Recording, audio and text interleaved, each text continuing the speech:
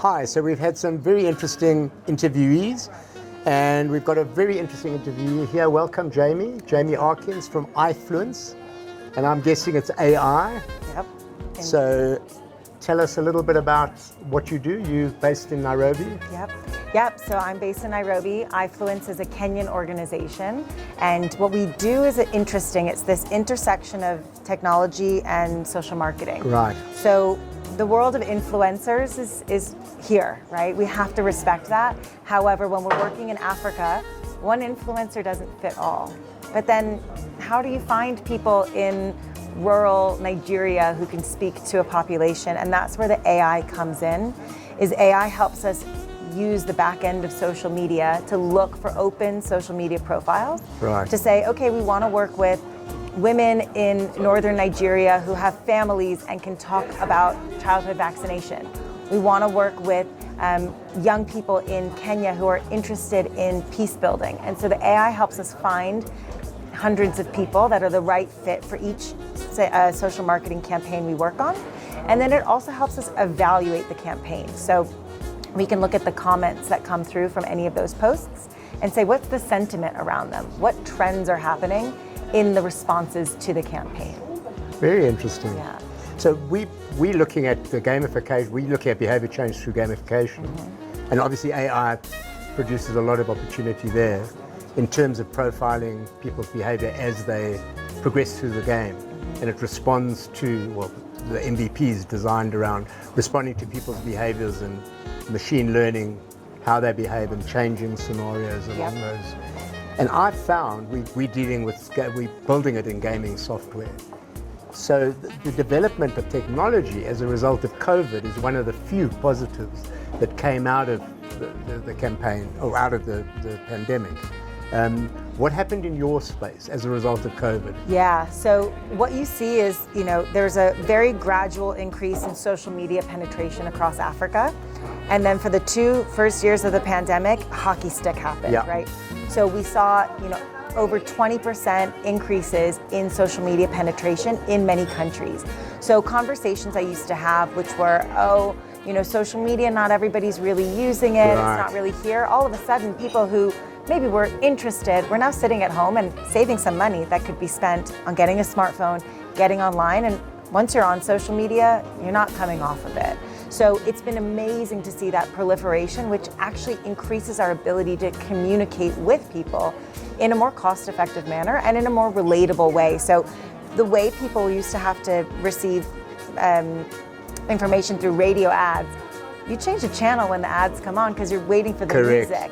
However, when you're scrolling, or even the term doom scrolling social media, it means you're sitting there for hours and hours processing each image and each piece of text. And so it actually allows us to expose messages way more effectively than the sector could before. So here's a question that I find quite interesting. Both my kids live in the US, and I read that Gen Z and the younger generations are spending far more time online than watching television. Is that stat or that measurement been done in Africa? Do we know? Well, there's absolutely 100% chance that they're doing that because TV proliferation in Africa is so minimal. Yes. How much is DSTV in South Africa? It's a fortune. It's a ripple. Even us in this room, in this whole conference who have jobs that I'm guessing, pay okay, I still can't afford DSTV. It's a ripple. Look, how much is your Instagram? Free? Yes. How much is your TikTok? Correct. Free. And so why would you spend any money to have television? So what you've seen, even over the so I got into this industry of kind of this tech and communication space. Even when I joined in Uganda 8 years ago, there were more simple phones in the market than televisions. Correct. There's always been more phones out there than TVs on this continent. So TV's dead. Sorry. Now the shows that are being created are not dead, right? They're being disseminated through online platforms. MTV has their own website, or Paramount Plus, or Hulu, or Showmax, but it's being disseminated online. Correct. Also, the way we consume has changed. So I'm a news junkie. I love the news. Yeah. I watch 15 different channels every day, and I'm starting to move on to different platforms. I know in America there's a thing called Pod Save America. I don't know if you watch it. I used to listen. It's great. It's the old Obama speechwriters that have got together. And for a real deep dive into the news, this becomes a far more accessible, real-time, intelligent approach rather than the cable networks, which is fraught with all the problems that we know it is. Yeah. Another question, social media does have a twin-edged sword, doesn't it? For sure. How do you mitigate? I suppose this is the holy grail, isn't it? Yeah.